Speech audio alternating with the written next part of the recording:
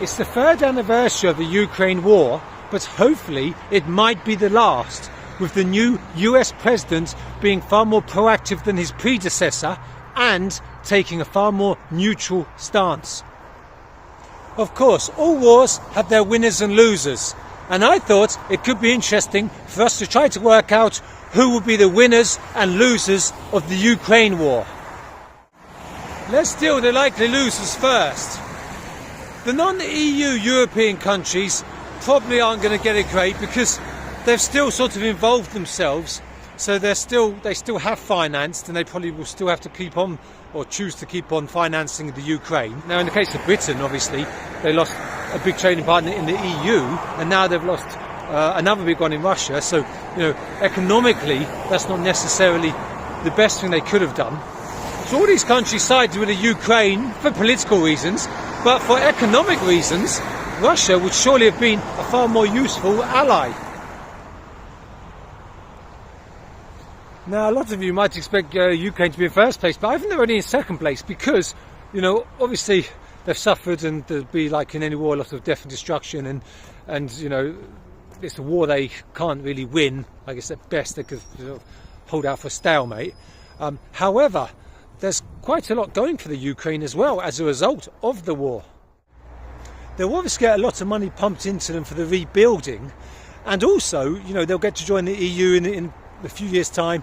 Now, before the dispute, I don't think anyone in the EU would have wanted the Ukraine because, they're an economically weak country. So, from that point of view, it's worked out okay for them. Sure, they've lost quite a bit of land as well, and useful land, but if it's independence from Russia they want, I think probably they're trade losing 30-40% of their land for full independence. I think they'd take that. Of course, the biggest losers look like being the EU. They've been embarrassed by the United States and Russia.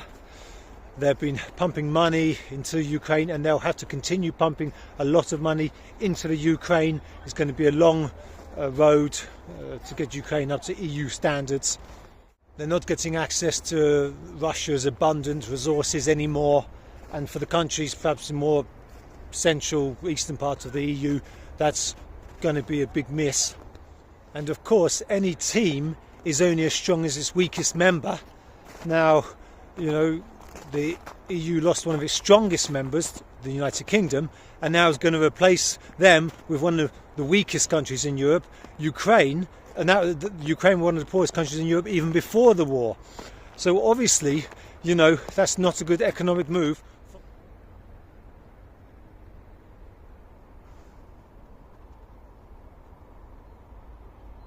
Now let's have a look who will probably sit at the winners' table.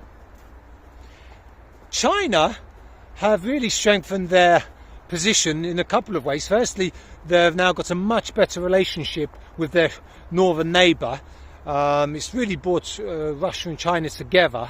China have more than certainly filled the void of the EU countries refusing to do trade with Russia. Now Russia and China's trade is booming. It was a real show of strength from China to not allow themselves to be bullied by the Western countries into following all the sanctions against Russia. China are one of the very few countries that is both able and, when it needs to, willing to stand up to the United States. You could certainly argue it was a bit reckless of the West to push Russia and China close together. If things ever heat up, then Russia with its size and China with its manpower, that could be quite a formidable team. Just as Ukraine can't really win the war, Russia can't really lose it. Like we said, it could go into a stalemate, but that's the worst that's going to happen. So since the start of the war, Russia has officially incorporated some of Ukraine's territory into the Russian Federation. Now, that doesn't make that much difference really, because it was under sort of Russian control anyway, wasn't it, since 2014. They've also shown the West that they won't tolerate interference in the sphere of influence around them geographically in the ex-USSR countries. And, if ever they try such a thing in Belarus or something, well then that's a warning they'll just be Ukraine all over again. Sure, they've lost many young men, but Russia is a military country and it's got that sort of military mentality. So it seems that losing soldiers is just part of the inevitable result.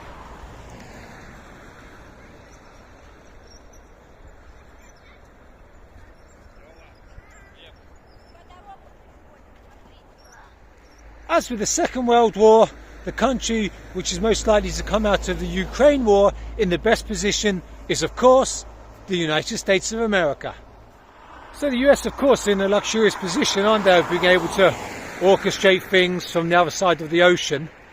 And then if war or anything happens in Europe, well then, they're completely safe. So it's not going to be them that suffers any death or destruction.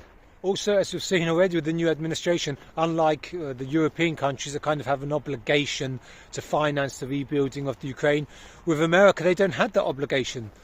They may well do, or they may not. Of course, a lot of you might wonder what a war involving Russia and Ukraine has got to do with the United States. But I think that's a separate argument, isn't it? Okay then folks, that's a wrap for today. As always, get involved in the comments down below. Let us know your winners and losers in the Ukraine war. If you liked the video, give a like, or even better, hit the subscribe button, because no doubt there'll be plenty more where that came from in future.